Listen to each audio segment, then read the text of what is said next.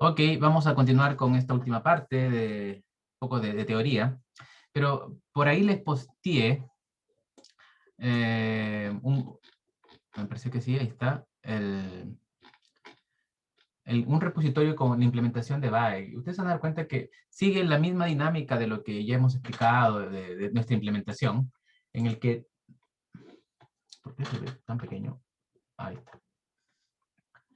En el que tenemos un train, que es lo mismo que hay en el train simple, básicamente lo mismo. Lo que cambia es el modelo. Ahora nuestro modelo es un modelo variacional, el BAE. Entonces aquí en Models van a encontrar ustedes ese modelo BAE. Y ese modelo BAE, de hecho que lo implementamos este año, fíjense, eh, tiene esa parte del encoder, es una red convolucional que codifica, y al final tiene una capa densas que representa el mu y la varianza, y un decoder que hace lo inverso, de manera que, ojo, hay un módulo que se llama Transpose Convolution, que lo que hace es aprender peso de manera que pueda aumentar la resolución, no, el tamaño de las capas. ¿No? Normalmente las capas se van reduciendo, pero si quiero aumentar, hay algo que se llama Transpose Convolution, que aprende pesos para poder generar la información faltante. Eso usamos aquí, COM2D. Y cuando implementamos el BAE, no es más que usar un encoder y un decoder, pero entre medio hay una función de sampling, que samplea, ¿se acuerdan de ese Z? Que samplea. Entonces, en la práctica no es más que codificar encoder, tengo el mu y la varianza, sampleo Z, y el Z ingresa para decodificarse, y luego reconstruyo, Pero acá no se mide la reconstrucción, acá solamente se devuelve la salida del X y se devuelve el mu con la varianza, o se puede entender también como la desviación. Y la parte en el que se calcula el error es en el loss, y el loss se encuentra aquí en un utils, losses, y aquí en loss está implementado. Por un lado, el error de reconstrucción, que puede ser aquí una square, es decir, la distancia euclidiana, se puede ocupar esto, o si están trabajando con imágenes binarias, como es este caso, en imágenes binarias, cada punto, cada punto de la imagen representa 0 o 1, entonces uno puede entrenarlo como un binary cross entropy. Porque lo que quiere es, donde hay unos, aparezca un 1, entonces al final es como una clasificación binaria, ¿no? Entonces puede usar el binary cross entropy también aquí. Y el otro error es el error que trata de mantener las distribuciones como gaussianas. Y esto les decía que se utiliza la divergencia KL, pero cuando uno utiliza distribuciones gaussianas normales, es fácil de expresarlas en términos más simples, como lo que ven aquí. Esa es la expresión equivalente de ese error. Y finalmente el BAE, el loss, no es más que aplicar el error de reconstrucción y el error KL, ¿no? Y se suman estos dos y se entrena. Eso. Ejemplos de esto lo van a ver con Cristóbal más adelante. ¿Ok? Pero ahí les dejo uh, un código para jugar ahí. Déjenme revisar algo que quería mostrarles. Eso fue el año pasado, me acuerdo. El año pasado, sí. Mm,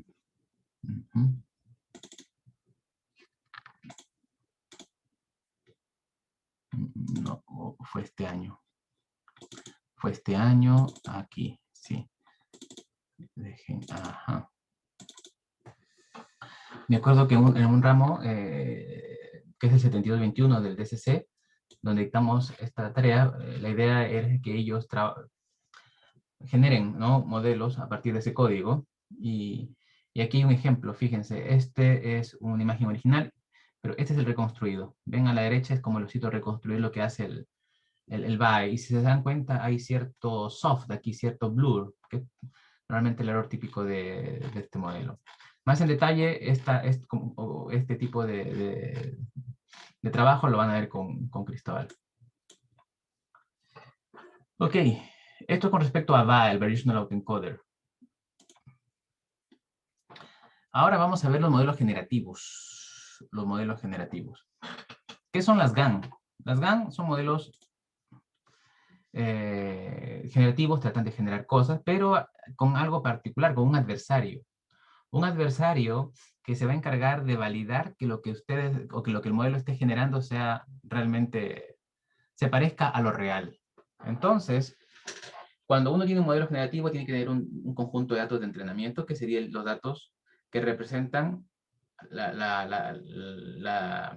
los objetos que quiero generar. Por ejemplo, dígitos. Entonces aquí tengo que tener un conjunto de dígitos reales. Quiero generar rostros. Aquí debo tener un conjunto de rostros. ¿Sí? ¿Y para qué sirve esto? Esto sirve particularmente para que el discriminador pueda cotejar y decir, ah, no, lo que tú estás generando aquí no se parece a lo que tengo acá como real. Entonces, es falso. Y hace, diríamos, forzar al generador que aprenda a generar cosas más reales, ¿no? Y eso es una gran ventaja porque justamente este discriminador fuerza para tener imágenes de buena calidad. Entonces, en la práctica tengo datos de entrenamiento, que son las imágenes que representan los objetos que voy a generar, un generador que se puede construir a partir de una red tipo UNet o una red convolucional, compuesta de un codificador y un decodificador internamente, y teóricamente recibe ruido. ¿Y para qué es este ruido? Ruido aleatorio. Este ruido aleatorio es para que la imagen genere diversos tipos de imágenes. Es como la semilla. Dependiendo de la semilla voy a generar diferentes cosas. En otras palabras, es como el espacio latente. Aquí esa entrada es el que le da la diversidad. ¿Ok? Normalmente esa entrada es una entrada que viene de una distribución gaussiana, normal. Y el generador se encarga a partir de esta entrada, generar una imagen. El discriminador tiene la tarea de recibir como input una imagen. No vienen las dos juntas, recibe una imagen. Si viene una imagen real, el discriminador tiene la tarea de decir que es real. Si viene una imagen generada, sintéticamente tiene, digamos, la tarea de decir que es falsa. ¿Ok? Entonces, el discriminador se entrena de manera de que maximice este error. ¿Ok? En donde dx o minimice lo negativo. Aquí estamos hablando teóricamente. Se maximice la respuesta de X, cuando X es el real, y D viene a ser la salida del discriminador. Es decir, imagínense que ustedes tienen una neurona al final, una sola neurona. La neurona debe dar un valor alto cuando entra una imagen real, ¿no? Y debe dar un valor bajo cuando entra una imagen falsa. Entonces, cuando entra una imagen real que es X, debe ser alto esto. ¿Ok? Y cuando ingresa una imagen generada por G es del generador, bajo una semilla Z, Z es lo que ingresa aquí, el discriminador debe decir que esto es falso. O sea, esto debe dar un valor bajo. Al dar un valor bajo, se está maximizando toda esta expresión, ¿no es cierto? Porque es 1 menos este valor. Entonces va a forzar a que esto sea bajo. Esa es la tarea del discriminador.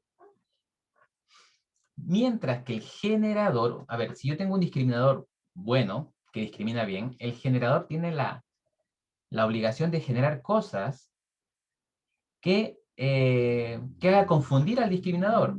El generador tiene la obligación de generar imágenes que confundan al discriminador, es decir, que cuando ingrese al discriminador la imagen generada, el discriminador se equivoque.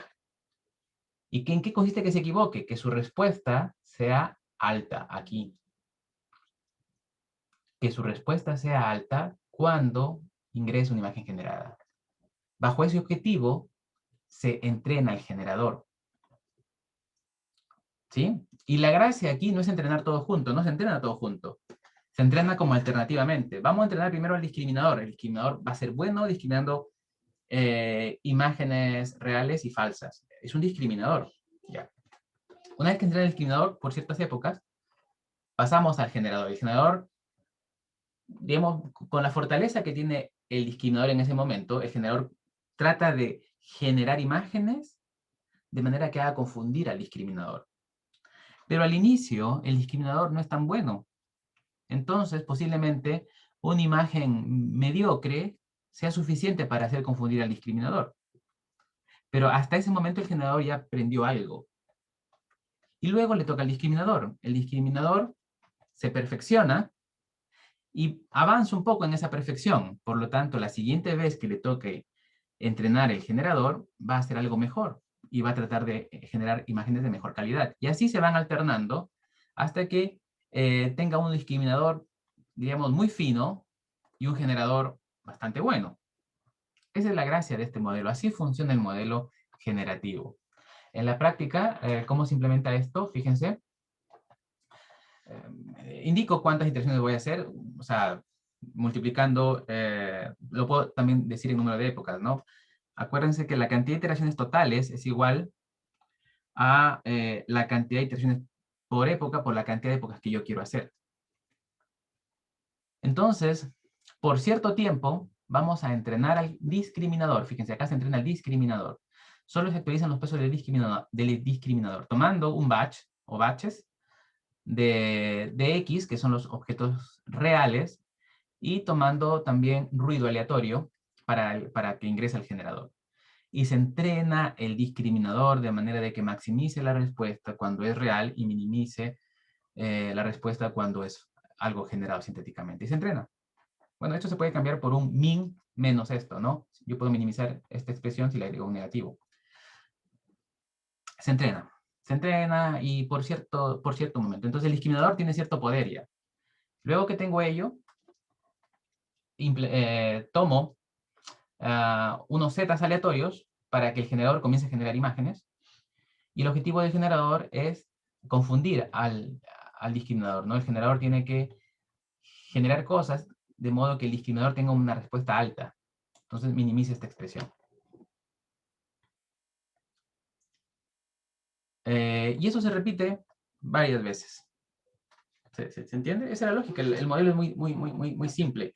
Y funciona muy bien cuando uno tiene un tipo particular de objetos. Por ejemplo, quiero aprender a generar zapatos. Quiero aprender a generar números, dígitos. Entonces, eso funciona muy bien. Por otro lado, tenemos las conditional GAN. ¿Qué son las conditional GAN? Las conditional GAN son modelos generativos que tienen cierta condición, o sea, que tienen que generar cosas bajo cierta condición. Aquí, si ustedes observan, el generador es la única, o sea, la única condición, de algún modo, es generar cosas que se parezcan a mis objetos reales. Y ingresa ruido, pero no ingresa algo que lo condicione como a una forma, que lo condicione a una semántica, ¿no? Solamente aprende a generar. Cuando el generador está listo, utilizo esto para generar dígitos, por ejemplo, generar caras o generar rostros, en fin. Perdón, números o generar zapatos, lo que quiera generar. Funciona bien cuando tienen normalmente un solo tipo de objeto.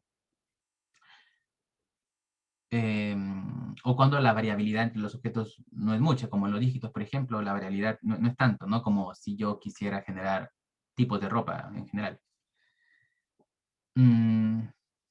¿Ok? Entonces, existe otro enfoque en el que la GAN se condiciona a un input. Por ejemplo, quiero generar imágenes fotorrealistas a partir de labels, de mapas, de etiquetas. Quiero generar una imagen coloreada a partir de una foto en grises. Quiero generar un output fotorrealista a partir de contornos. Quiero generar una imagen coloreada igual, o no, perdón, quiero generar una imagen de noche de la escena de día. Puede ser. Quiero generar un mapa, un plano de una imagen aérea, ¿no? Me acuerdo que tuve un alumno de eléctrica hace un tiempo, déjeme ver por aquí, tal vez tenga el trabajo, y él estaba trabajando en el ámbito civil. tratando de detectar grietas en autopistas, porque ustedes sabrán que como las autopistas son concesionadas, o sea, hay sector privado ahí, tienen que mantener la autopista en buena calidad.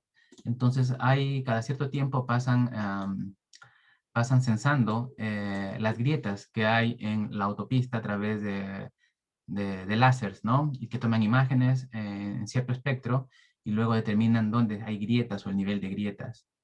Entonces, un estudiante hace un par de años, el año pasado terminó, eh, un estudiante me mostró la idea, le dije, está interesante, y hicimos un trabajo. Él se llama Claudio Urbina, aquí está. Aquí tengo algo de su trabajo. Esto es...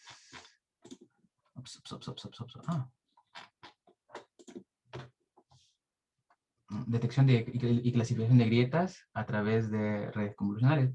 Básicamente usamos modelos generativos aquí. No, bueno, les voy a contar un poco de la historia. Cuando trabajamos con él me mostró algunas imágenes. Voy a pillar las imágenes donde están. Ahí, me mostró unas imágenes. Por ejemplo, ahí hay grieta. Acá hay una grieta en la derecha, grieta. Y le dije, bueno, con técnicas de procesamiento de imágenes, uno binariza, uno detecta ciertas tonalidades y con eso es suficiente. Y con las imágenes que él tenía en ese momento, funcionó bien. Procesamiento de imágenes, sin machine learning. Y luego, a la semana siguiente viene y me dice, profesor, pero funcionó bien con esto, pero ahora traigo nuevos casos y esto ya no funciona. Con esto no funciona porque el modelo se confunde, ¿no? Se confunde mucho, hay mucho que hacer. Entonces me comencé a pensar y dije, esto no va a escalar, vamos a estar siempre en el caso de un if, y un if, un if, y ya. Cuando aparecen 2 o 3 if en un modelo, ya mejor, no, si es que mejor prepara data, si tienes la posibilidad, etiquete y entrenemos un modelo generativo, que lo que haga es, dada que tengo una imagen real o que captada por el láser, genere las grietas, o sea, genera la imagen de grietas. Déjenme ver por aquí algunos resultados. Y usamos un modelo como el que estamos viendo acá, ¿sí? Ahí está. A ver. Esto es procesamiento de imágenes. Aquí, dice ejemplo de funcionamiento de la red Pix2Pix, que es una red que estamos viendo ahora, una red condicional. Doy esta imagen, ¿ven? Doy esta imagen y el modelo es capaz de entender, porque, ojo, hay cosas que se parecen a grietas, pero no son grietas en realidad, que son asfalto o son bordes del cambio de pista, en fin. Entonces el modelo es capaz de discriminar esto y me da una imagen de grietas más fidedigna. Y esto lo ocupamos y nos dio buenos resultados en este contexto, en el área civil. Y se parece a esto, ¿no? O sea, una imagen de entrada y tengo una imagen de salida. Entonces, en este campo hay un modelo interesante que es el Pix2Pix. Es como image to image. Hay algo que vamos a ver con Diego en un ratito, que es el Cycle GAN, que utiliza Cycle Consistency. O el GAU-GAN de NVIDIA, que también son modelos que se condicionan bajo una imagen de entrada. Para resumir un poco el Pix2Pix lo que hace en este caso es muy simple. Tiene un generador que recibe, por ejemplo, una imagen de bordes y trata de generar bajo este X una imagen sintética fotorrealista. Y el discriminador trata de evaluar si eso es falso o verdad, dependiendo del conjunto de imágenes reales que tiene. O sea, trata en todo caso de discriminar desde un modo grueso al inicio a un modo más fino después. Pero en este modelo condicional, para que el discriminador haga una buena pega, también tiene que ver cuál fue la condición. Entonces, la condición se agrega como input al discriminador, ¿no? Tanto para el generado como para el real. Y se entrena. Y se demostró que agregando esta condición al discriminador, el desempeño mejoró. El Pix2Pix es la base de muchos de los modelos que conocemos ahora de traducción de imágenes. El modelo generativo que que se implementó es un modelo UNet, es un modelo primero que codifica un conjunto de características y luego trata de generar una imagen. O sea, extrae características del input y genera una imagen que tenga semejanza con el output. ¿Y por qué estas fechas? Lo que pasa es que para poder aumentar la semántica del resultado, hereda información de los niveles inferiores. Es como, a partir de esas características, comienzo a generar nuevas cosas, pero con información de resoluciones más grandes para poder mejorar la calidad de los bordes o la calidad de los detalles. Y el discriminador, para mejorar también, porque un discriminador puede ser simplemente una neurona, ¿no? Que diga en total la imagen es buena o mala. Pero para mejorar la calidad de la imagen se dieron cuenta de que era mejor evaluar por patches. Evaluar, la calidad de cada, por campos receptivos, ¿no? Por campos receptivos. Entonces, en lugar de tener una sola neurona, se tiene muchas neuronas por diferentes campos receptivos. Y si la imagen era falsa, todo esto es falso. Y si la imagen es real, todo esto es real. Eso hace que la imagen tenga una mejor resolución, la imagen generada, en partes o localmente, ¿no? Y no solamente se ve holística, en forma holística. Entonces, con ello se entrena el modelo. Particularmente se utiliza esta conditional GAN, en el que el discriminador toma el X y el Y como entrada y el discriminador toma también el X y la imagen generada también, ¿no? Para el caso de evaluar que esto sea falso. Esto es lo que ellos proponen. La 2 es el modelo tradicional, que no ocupa en el discriminador, no se ocupa el X de entrada, ¿no? En el caso condicional sí se utiliza el X como entrada, o sea, la condición. Y luego ellos se dieron cuenta también que si agregan una función de reconstrucción aquí, le agregan el parámetro de reconstrucción, se mejora de algún modo el resultado. Entonces, además de tener un discriminador, también es bueno tener una función de reconstrucción. Entonces, finalmente, el loss es esta función 1, que es del discriminador,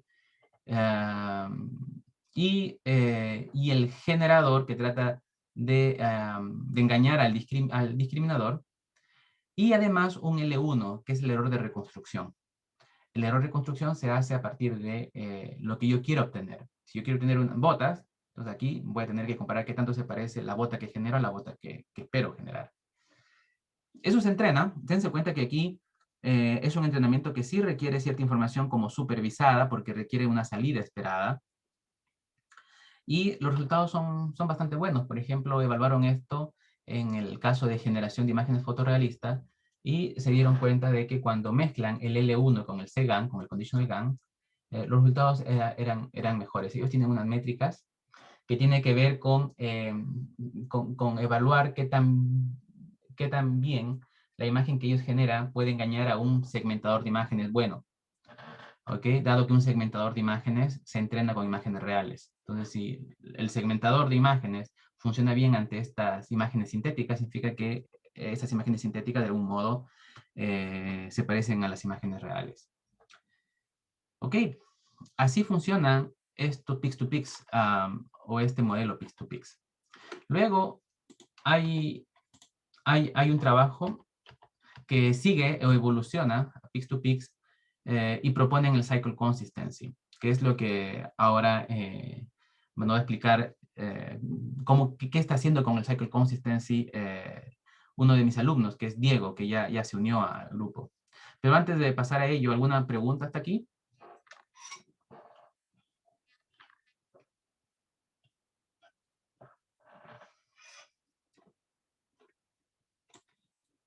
No hay preguntas. Ok, Cristóbal, ¿estás aquí? Sí. Ahora sí, Cristóbal. Cristóbal, al final, entonces, después de Diego, le vas a mostrar la práctica con BAE. Yo creo que con Diego estaremos unos 20 minutos y luego viene la práctica con BAE. Okay. Entonces, voy a dejar a Cristóbal, a Diego. Los voy a presentar. Diego es un estudiante de magíster mío con el que trabajamos en modelos generativos del DCC y nos va a explicar un poco su trabajo y lo que ha ido haciendo y qué es el Cycle Consistency. Diego, ¿estás ahí? Sí. Ya. Hola, buenos días. Se te escucha, a ver, repite que se te escucho más o menos. ¿Aló? Hola, ahora ¿Sí? sí. Bueno, Ahí. Diego, voy a dejar de compartir mi pantalla, puedes dejar compartir la tuya y seguimos.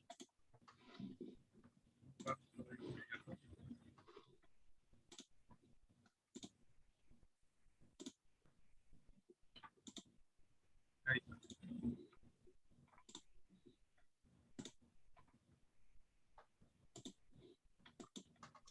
Bueno, mi tesis consiste en la generación de imágenes fotorrealistas a partir de dibujos a color. Bueno, Perdón, no se te escucha bien. Un poquito, a ver si te acercas al micrófono. y ahí. Ahí sí, Aló, aló, ¿cómo le escuchan ustedes? A ver, di, hola, hola. ¿Aló? Ah, Eh, ¿Cómo escucha la audiencia? ¿Cómo escuchan bien? Relativamente bien. ¿Ah? O sea, alcanzo a escuchar, así que no sé lo que... Ya. Sí, yo escuchaba un poquito bajo, pero sí, tal vez si pegas el micrófono un poquito más, posiblemente. a ver, creo que ahora sí. Sí, sí, dale. ¿No? Ah, ya. Ya. Mi tesis, bueno, consiste en generación de imágenes usando red generativa. Ahí estoy a partir de dibujos. Inicialmente son en blanco y negro y posteriormente vamos a estar usando dibujos a color. Y esto es inicialmente trabajando realmente con un dataset de e-commerce que dentro del futuro vamos a estar armando. Por ahora estamos en fase de experimentación, así que estamos con dataset más o menos chico y específicamente de zapatos y sillas.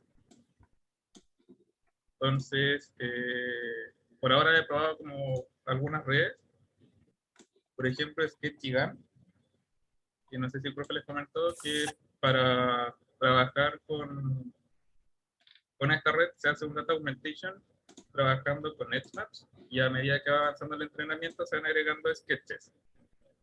Y los Edgemaps los van generando con otra red, una red preentrenada, que va adelgazando las líneas y binarizaendo. Estos son algunos resultados obtenidos con Edgemaps, que son los de arriba, y el de la izquierda de abajo, y el de la derecha es con un sketch, y la imagen generada sería ese sillón. Con respecto a Pix2Pix, las imágenes también son preprocesadas. Los sketches aleatoriamente se van volteando. Y en este caso también se usa el mismo dataset de sillas y zapatos. Sí, sillas y zapatos. Y se van obteniendo estas imágenes de acá. Y con respecto a CycleGAN, hay dos formas de probarlo. El paper inicialmente, bueno, CycleGAN lo que hace es transformar imágenes de un dataset hacia otro sin necesariamente que estén emparejados o que las imágenes estén emparejadas, sino que solo se requiere que estén las imágenes. Claro. Para diferenciar, el Pix2Pix, que es el modelo anterior, requiere tener pares, ¿no? Para saber, recuerden que en el loss, uno mide el nivel de reconstrucción. Es decir, yo tengo que saber cuál es dado que tengo un X, cuál es el Y, la salida, cuál es el par. Entonces, como que se entrena de a pares. Tengo que tener el input y el output. Pero eso en ciertos contextos no es, diríamos, factible, no es práctico, ¿no? No puedo tener los pares.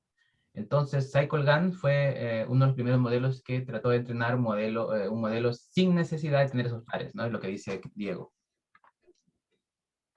Y la idea de CycleGAN es tener dos funciones, F y G, que vayan entre cada dominio y a través del entrenamiento ir haciendo que F y G sean funciones inversas.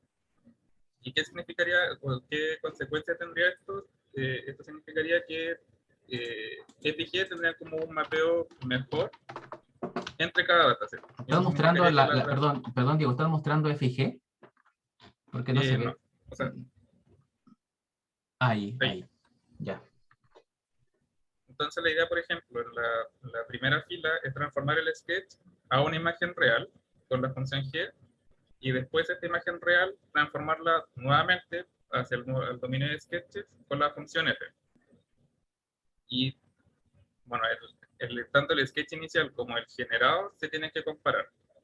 Y posteriormente, en una segunda etapa, o sea, dentro de la misma iteración, tomar la imagen real correspondiente, transformarla en un sketch con la función F y después transformarla al dominio original.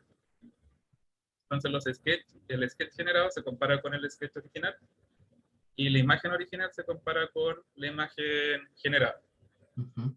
Recuerden que aquí no hay pares, aquí no sé cuál es el par, entonces la lógica es justamente que se generen imágenes que puedan luego volver volver al origen, ¿no es cierto? Esa es la forma de validar, es decir, la forma de validar que estoy haciendo algo bueno o generando algo bueno es algo que no se aleje de lo que estoy ingresando, que mantenga esa condición. Entonces, si ustedes generan algo que se aproxime al input, eso es bueno. Por ejemplo, en este diagrama, en la izquierda parten desde el dominio X, se transforma con la función G hacia el dominio Y, y con la función F se vuelve al dominio original, pero con un X nuevo. Entonces lo que hace el Cycle Consistency Loss es comparar el original y el generado, y esto entra dentro del loss. Entonces abajo tenemos el loss del generador G, tenemos también dentro del peso el loss del generador F, y además el loss entre G y F. Claro, que es la consistencia, ¿no? O sea, tengo ahí dos paths, ¿no es cierto? Que va de X a Y y de Y a X. Y eso es el EGAN y el EGAN que están abajo. Los dos primeros, perdón. Y luego el que mide la consistencia. Y la consistencia se mide justamente si voy de X a Y, comparando X con X sombrero. Y si voy de Y a... No, de X, perdón, en el primero de X a Y. Si voy de Y a X, entonces tengo que comparar el Y con el Y sombrero, ¿no? Que está en el punto C. Eso, sí. Y CycleGAN, además, dentro de como sus conclusiones, propone también usar datasets emparejados, no tiene pareja como ellos prueban, porque dicen que posee mejores resultados, dado que ya existe un mapeo de por medio. O sea, si esto se llevara a Entonces, la práctica, perdón, para ir simplemente conversando, si esto se llevara a la práctica, este Cycle Consistency no solamente sirve para unpaired images, para imágenes no pareadas, sino que si yo tuviera imágenes pareadas, mucho mejor. Pero la Cycle Consistency es un módulo que hasta ahora se viene ocupando. y por ahora el CycleGAN lo estoy probando en dos fases. Una primera fase sería con un Embedded Dataset, y estoy sacando los sketches de QuickDraw, que es un dataset que posee cerca de 120.000 sketches de zapatos. Y al principio estaba probando AO, que es un dataset que dejó público Amazon, en el que tenía un catálogo de productos, pero el problema es que las imágenes no son tan limpias. Entonces, construí un scraper para descargar imágenes de Dafiti, que son imágenes más limpias, como se ven a la derecha. Y estos son algunos resultados de CycleGAN Ampere. Eh, la izquierda es el sketch original, el centro es la imagen generada y la derecha sería el sketch generado. Y bueno, el problema es que en general no tiene como mucha diversidad en colores, y asume que algunos zapatos, por ejemplo este con el de arriba, son muy similares. Y en segunda fase, todavía sigo entrenando, pero ya voy aproximadamente la mitad. Y estos son algunos resultados. De la izquierda, este es todo un set de entrenamiento. De la izquierda es el sketch y el de abajo es la imagen original. Los del centro son los generados y los de la derecha son generados nuevamente, como volviendo al dominio original. Y bueno, como están los zapatos y los sketches están como emparejados, se nota que hay un, una imagen de mucha mejor calidad. Claro, funciona mejor cuando hay pair, ¿no es cierto? Cuando hay pares. Esos resultados recién me los está mostrando porque creo que terminaste de entrenar ayer, ¿no?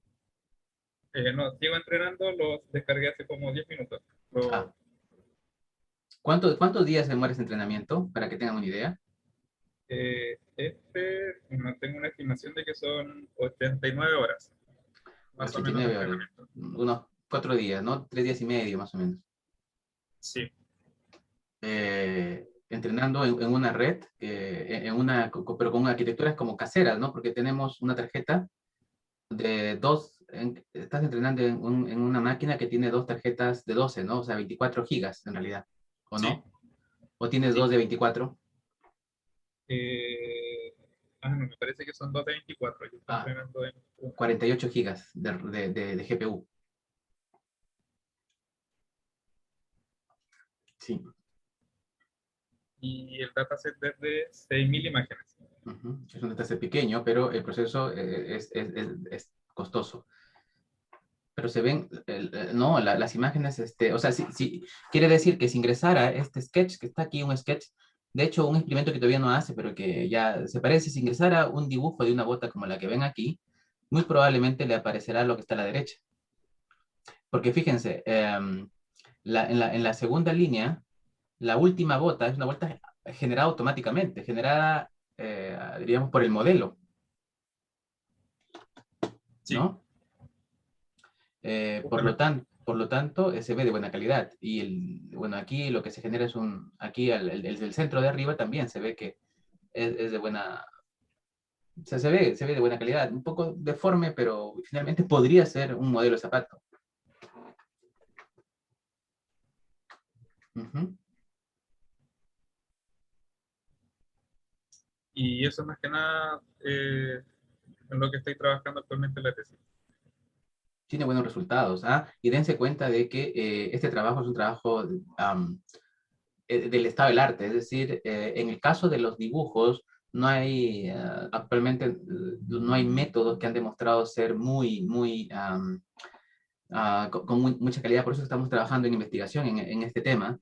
De hecho, el Pix-to-Pix no utiliza sketches reales, utiliza contornos. Si yo tengo un contorno, un mapa de contorno, o sea, los bordes de una imagen, genera cosas similares, pero si se hace con dibujos así tan libres como los que están aquí, sus resultados no son tan buenos. Es por eso que estamos haciendo esta evaluación entre Pix-to-Pix, CycleGAN, y al parecer el Cycle Pair Dataset, o sea, perdón, el Cycle Pair es el que arroja mejor resultado. Bueno, el GAUAN es diferente porque el GAUAN tiene otro tipo de input, tiene segmentos. Aquí lo que queremos es hacer dibujos. Y algo que no mencionó Diego, pero que es como el objetivo final, es que queremos agregar al sketch color. Es decir, que si el sketch tiene información de color, como por ejemplo rojo, genera este rojo. Si es azul, genera esto, pero de azul. Eso es una contribución que es lo que queremos hacer, es una de las contribuciones que esperamos hacer, trabajos que no se han hecho en este campo. ¿Alguna pregunta hasta ahí?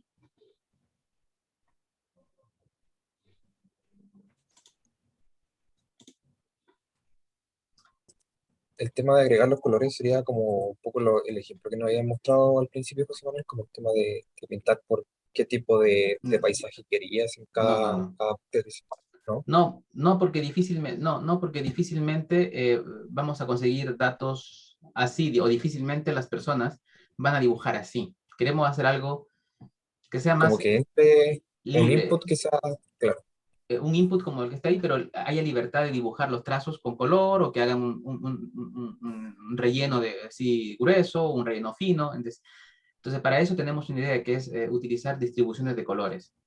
ujú, Entonces, no queremos hacerlo como el Gauguin, porque el Gauguin no es muy práctico. O sea, no vas a pedir a alguien que dibuje así, sino que el dibujo debe ser lo más simple posible, lo claro, más rápido. Entonces, y lo otro es que no queremos seguir entrenando con sketches sin color, pero el color debe ser una información complementaria, y esa información complementaria puede venir a través de una distribución, un histograma. Los histogramas de colores representan cómo se distribuyen los colores. Entonces, si yo digo que es rojo, el rojo representa cierta distribución en el histograma a nivel del RGB. Entonces, lo que se genere debe calzar, debe tener consistencia con esa distribución. Por ejemplo, si aquí al sketch de arriba le digo, y quiero rojo, entonces está bien que sea esto porque esto es rojo. Si le digo azul, y el decir se traduce en un vector de colores, ¿ya? En una representación RGB posiblemente. Yo quiero que eso sea consistente con la salida. Además de que mantenga la semántica del sketch. Esto es nuestra idea en lo que está trabajando Diego. Y bueno, y con este resultado que me mostró ahora, se ve que el modelo está funcionando decentemente, ¿no? Así que el Cycle Consistency es un buen módulo. Tener la consistencia de lo que generas y volver al inicio es súper recomendable. Es algo que se sugiere. Perfecto. Gracias, Diego. ¿Algo que comentar? No, nada, la verdad es que, bueno, ahora que estoy viendo como los resultados también, como bastante esperanzado. Sí. Sí, de hecho, a fin de año debería tener unos resultados mejores, ¿no? Y comenzar a ir agregando ya la información de color. Pero el Cycle Pader Model está bastante bueno. Bien, Diego, muchas gracias por compartir.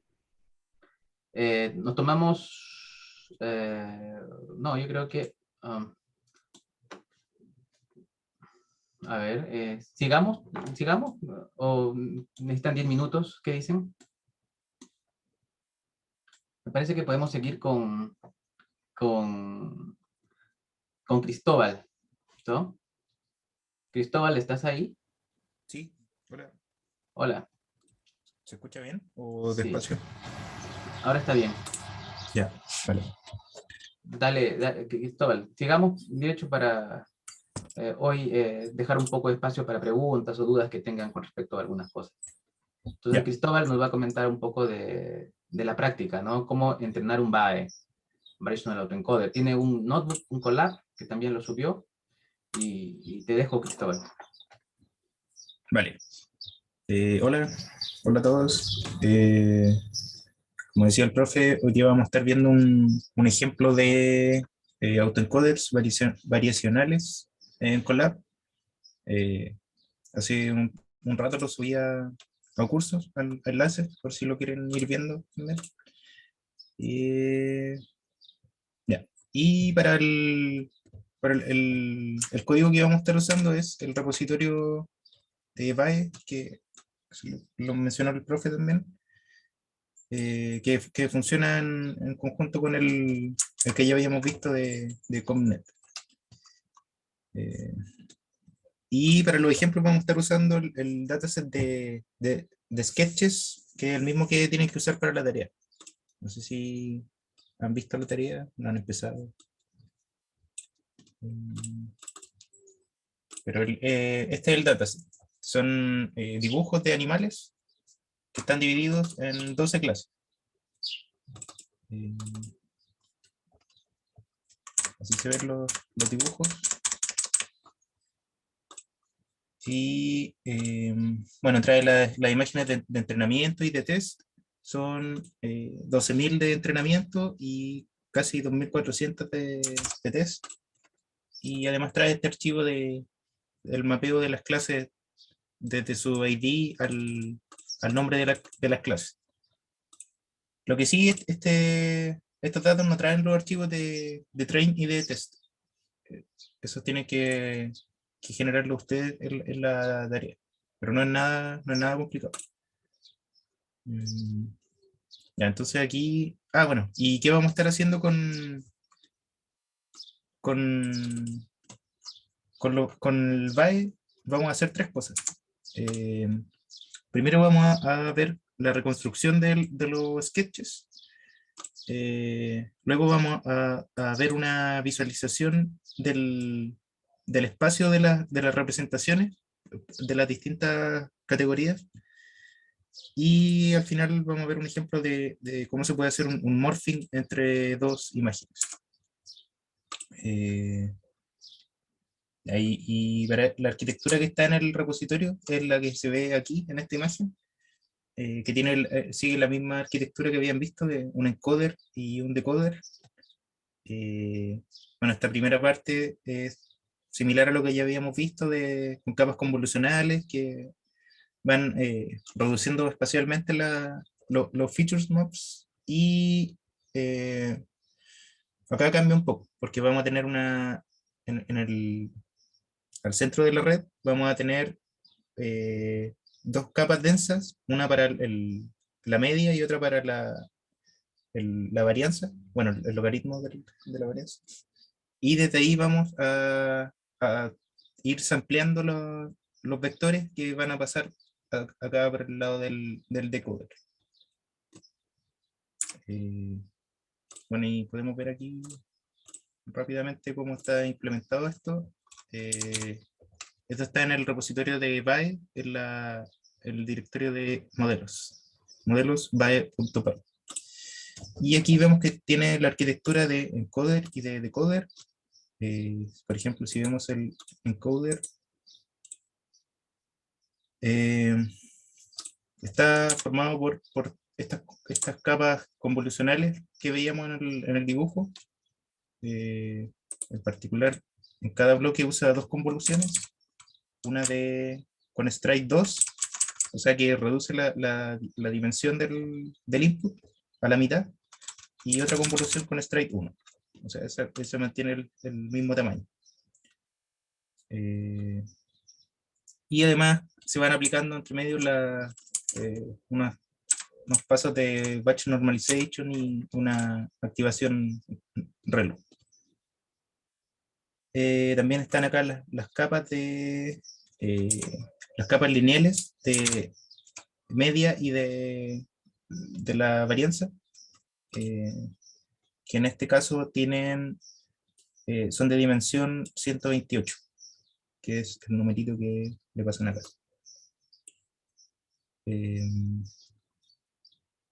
Y el decoder es similar, pero como tienen que, en vez de ir reduciendo la dimensión, tienen que ir haciendo un upsampling.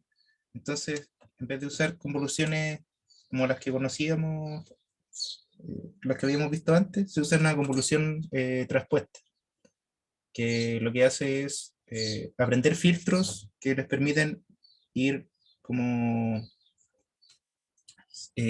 generando de vuelta el input de una convolución.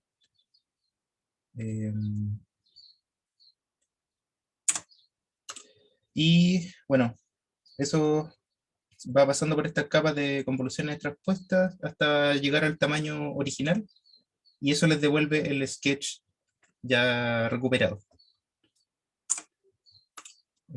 ¿Alguna pregunta hasta ahora?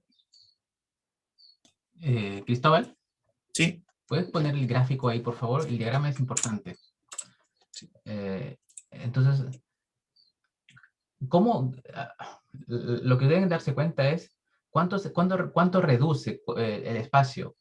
El input es de 128 por 128 y se reduce a 128, ¿no? O sea, el espacio latente es de 128 y el espacio original es de 128 por 128. Entonces estamos reduciendo en un factor de 128. Nos quedamos con 128 valores. Tienen que observar eso. Es como tener un vector de características pequeñito y el input es 128 más grande, porque 128 por 128. Y eso es hiperparámetro. Esto obviamente se puede probar, uno puede hacer estadística, puede dejar corriendo ahí experimentos y variar la dimensionalidad de 128. Si mi espacio latente es de 128, significa que el flatten que ustedes obtienen aquí, esto que divide, o estas dos densas, cada una es de 128. 128 para el mu y 128 para la varianza. Se utiliza log en realidad porque es más fácil manejar un dominio pequeño. Ese es el log de la varianza, porque el log hace que, digamos, el espacio de variación, el rango de variación sea menor, y eso ayuda a la convergencia. Eso lo vimos también cuando generamos los headers de detección, que uno en realidad utiliza el log el T representa el log del valor real para aumentar la escala del ancho y alto de los anchors. Entonces, el log es muy utilizado para reducir esa complejidad del modelo. Eso, y fíjense ahí que a partir de esos 128 valores volvemos a una imagen de 128 por 128 a través de capas, se llama convolucional, transpose convolution, ¿no? Que es como una convolucional transpuesta, que en la práctica lo que hacen es aprender a llenar los vacíos, ¿no? De agrandar una imagen a través de filtros también. Y eso es lo que se ocupa en cada una de estas fases. Bien, y el sampling, recuerden que el sampling no es más que samplear un valor dentro de la distribución representada por mu y por esta varianza, ¿no? Eso. Es simple. Sí. Acá en el código, en el módulo de VAE, está el método de sampling que hace justamente lo que vieron. Toma los vectores de media y de varianza y aquí hace bueno, también toma un epsilon aleatorio de una distribución normal y el valor que retorna este de aquí. Ahí es el sampleo de la distribución. Y cuando llaman a este modelo, bueno,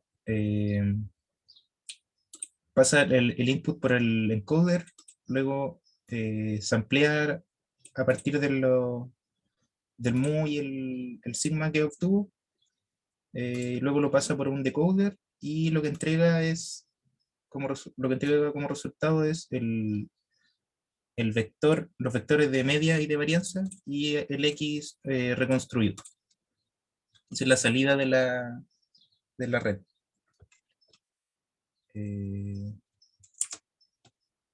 Ya.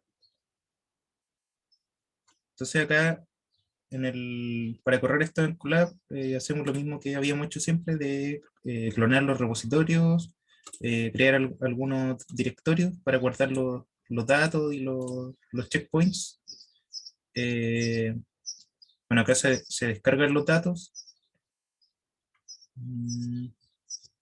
Después se generan los archivos de train y de test que tienen esta forma. El nombre de la ruta de la imagen y la clase a la que pertenece.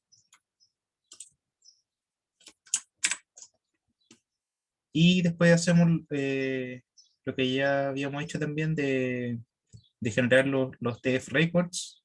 Hay que hacer algunas modificaciones en el archivo de configuración, que es el que viene con el repositorio.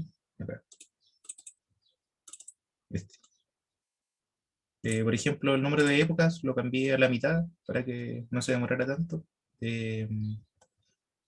Y en las rutas, estas rutas hay que cambiarlas de los datos y de los snapshots.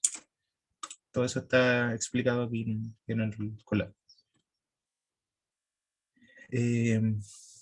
Ahí se crean los TF records de los datos. Y acá se entrena el modelo. Este archivo de entrenamiento que viene con el repositorio de VAE. Perdón, espérame un poquito, por favor. Voy a cerrar la ventana.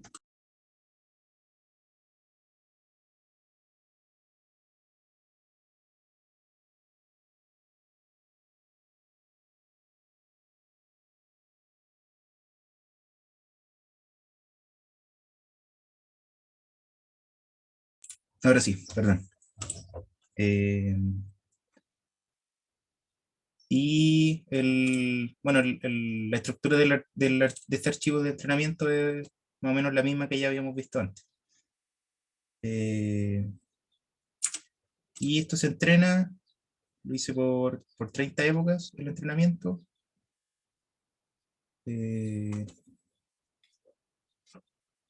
Y para las predicciones,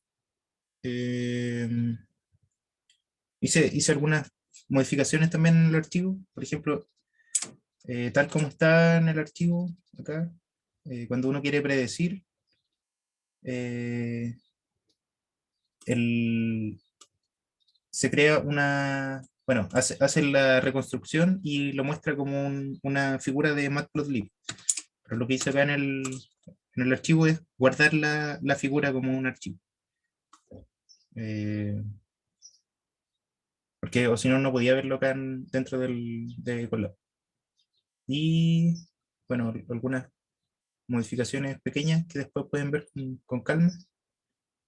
Y con eso ya se puede predecir. Cuando, bueno, ya están entrenados los pesos y eso lo usamos para predecir. Y cuando uno predice, lo que hace es pasarle una imagen, acá, en este archivo.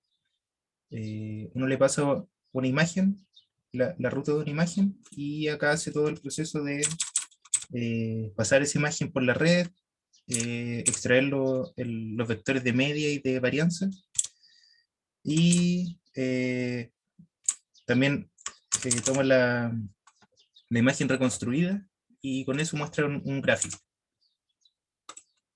Y hizo ese con 3 imágenes, y después estos son los resultados. Todos estos datos son del conjunto de test, no de entrenamiento. Aquí hay un ejemplo de un oso, hay un ejemplo de un perro, y acá hay otro ejemplo de un elefante. En general las reconstrucciones tienen algunos bordes un poco difusos, pero de todas formas se entiende cuál es el animal que está reconstruyendo.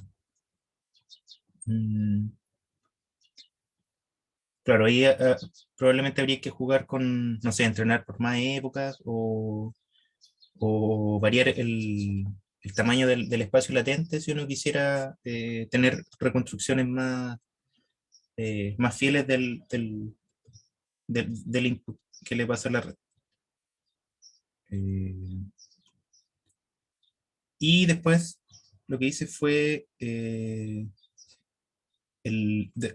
a partir de las representaciones que genera el BAE, o sea, los vectores que están al medio de la red, al medio del embudo,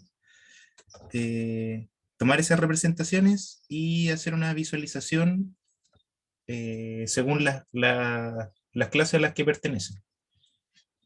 Y para eso usé este método de TSNE, que pueden ver acá la documentación de scikit-learn, pero lo que hace es reducir la dimensionalidad de los datos. En nuestro caso era de 128. Los vectores de media estoy considerando para esto. Toman esos vectores y se reduce la dimensionalidad a un espacio de 2 dimensiones para poder visualizarlo en un gráfico.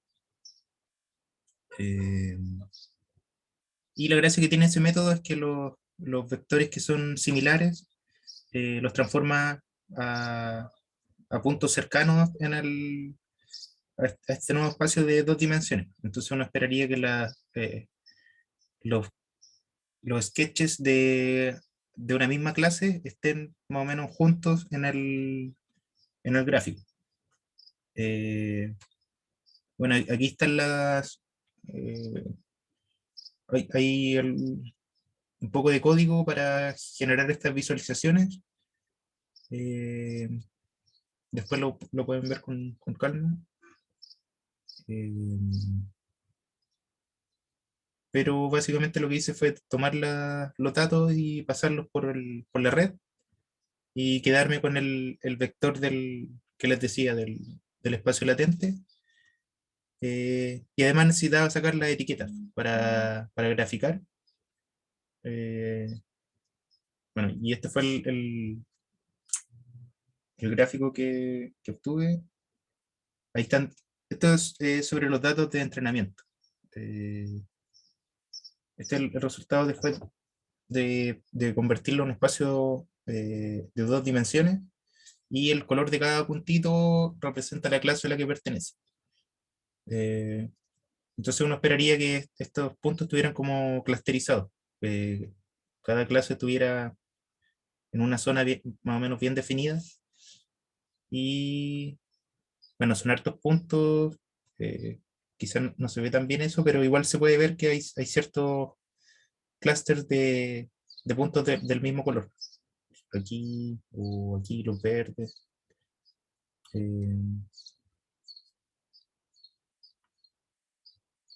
¿Alguna pregunta sobre esto? Dense cuenta que el espacio global es un espacio gaussiano, que es justamente lo que hace la KL, la diferencia KL. Trata de mantener el espacio gaussiano global. Y dentro de ello trata de generar subgaussianas, ¿no? Que son justamente los grupos verdes, rojos, de diferentes colores que se ven. Obviamente no es perfecto por la alta variabilidad de los datos.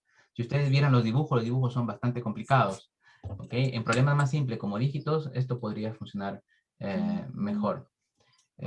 Yo iba a preguntar de qué dependía de que no se diera tan clusterizado el tema de los dibujos, pero claramente es por eso, porque son hartos como animales y más encima son tan representados por esquemas.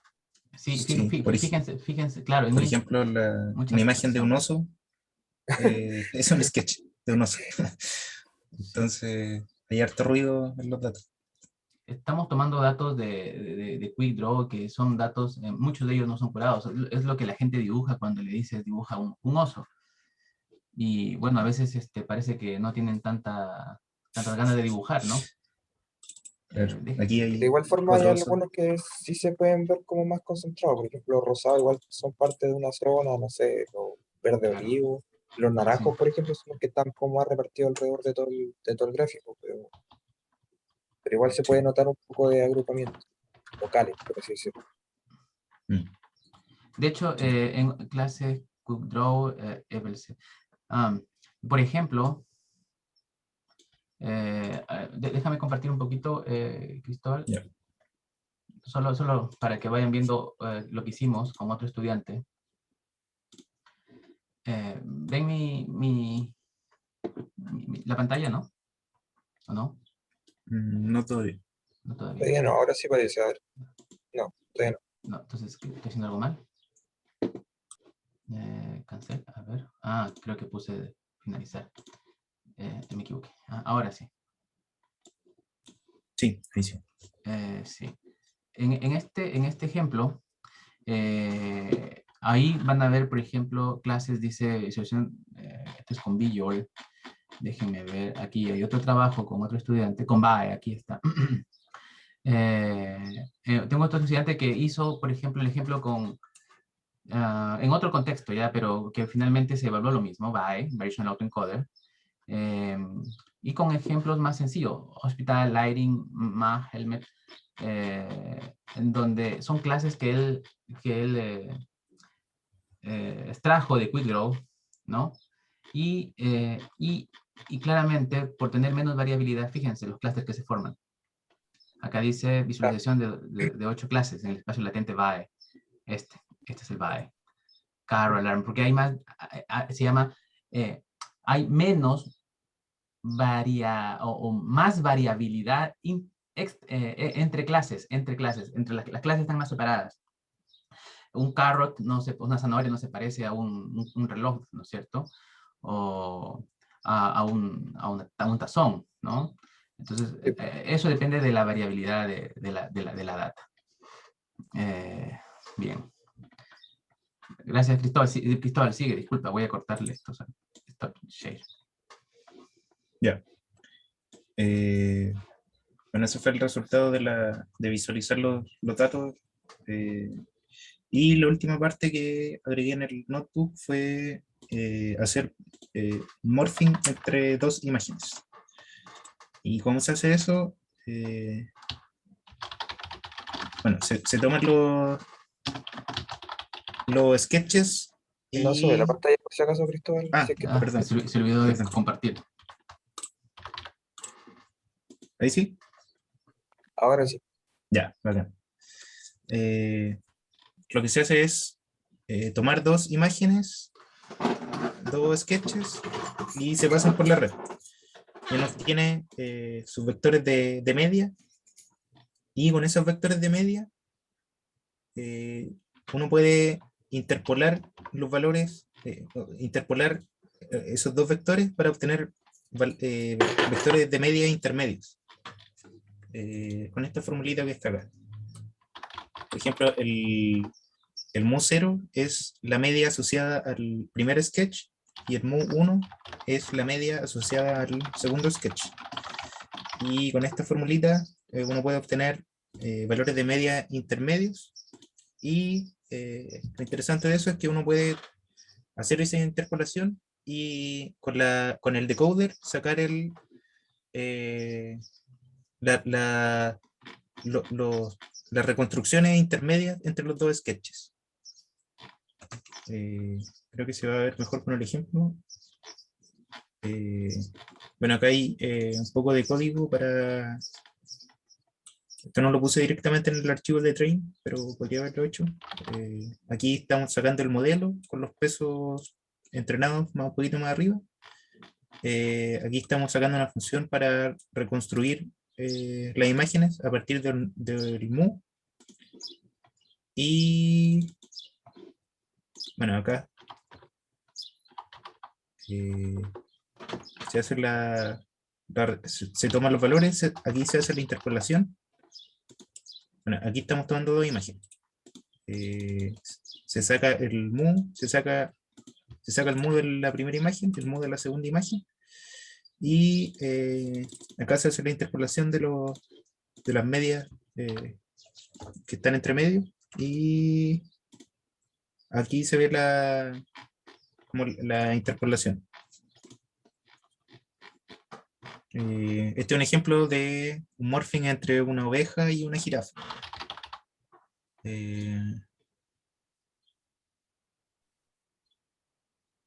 Y como el Y 0506 sería como la interpolación como más, como mitad y mitad, por así decirlo.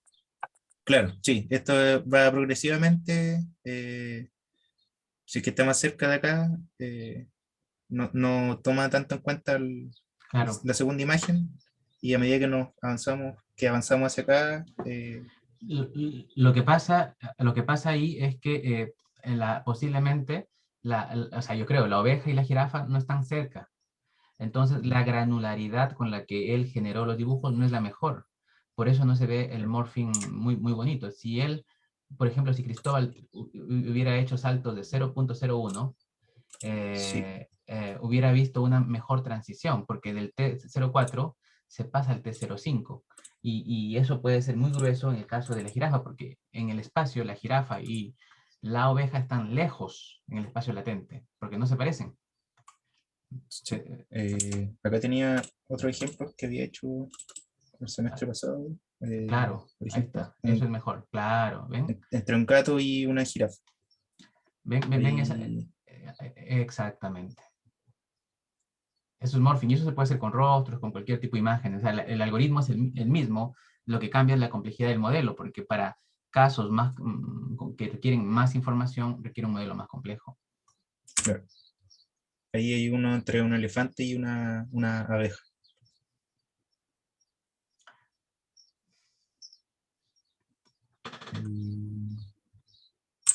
Y hay uno entre una jirafa y un oso.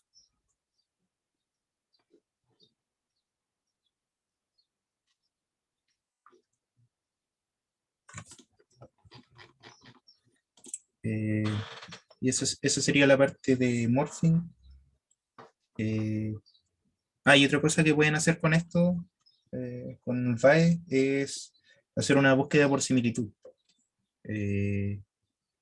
Para cada imagen lo pasan por la red, obtienen su representación, este vector latente, y con eso pueden buscar los sketches más similares en el catálogo.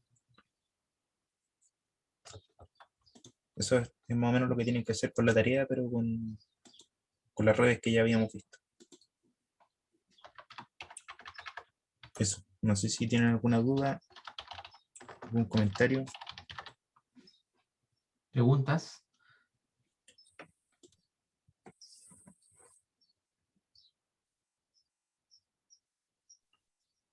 En temas de aplicación de el BAE, más que nada es como para lo que decía el último Cristóbal, ¿cierto? Es como para poder segmentar quizás imágenes o también tiene otro tipo de aplicaciones, dado que igual, como decía José Manuel al principio, la generación de imágenes que tiene BAE igual es un poco difusa, como para ciertos requerimientos de algunos proyectos o aplicaciones que se quieran hacer.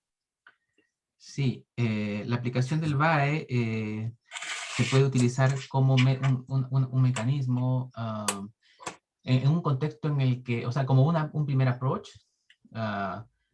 rápido para entrenar modelos autosupervisados. Por ejemplo, el caso de dibujos, como decía Cristóbal, uno puede, como tiene un espacio en el que se van agrupando de acuerdo a su similitud, a su apariencia, van formando sus clústeres. Entonces, ese espacio latente puede servir como vector de características para recuperación de imágenes, es decir, sin etiquetado. Yo no tengo que entrenar un modelo complejo con etiquetas, no, la data viene y automáticamente se autoorganiza Claro. las imágenes. Entonces, esa autoorganización sirve porque uno puede tomar ese vector entre medio, que es un vector de dimensiones más pequeñas, para hacer búsquedas. Y en contextos donde hay poca variabilidad, eso funciona muy bien. Ya les mostré yo que en el caso es como se formaba el clúster en el caso de clases que se diferenciaban, en donde no necesitas etiquetas. Pero claramente cuando hay mucha diversidad, el BAE no es la mejor alternativa, sino hay otros modelos, self-supervised, que se desempeñan mejor hoy en día eh, para aprender representaciones visuales. Como modelo generativo, también es bueno en contextos donde no hay mucha variabilidad. Cuando hay mucha variabilidad, se prefiere utilizar modelos generativos, las GAN, que es lo que más se ha ocupado y lo que mejor desempeño hemos obtenido. Entonces, en generación, preferir GAN. En aprender representaciones en contextos donde no hay mucha diversidad, usar BAE. Porque BAE es simple, es rápido y obviamente trabaja bien en esos contextos. Eso. Gracias, José Manuel.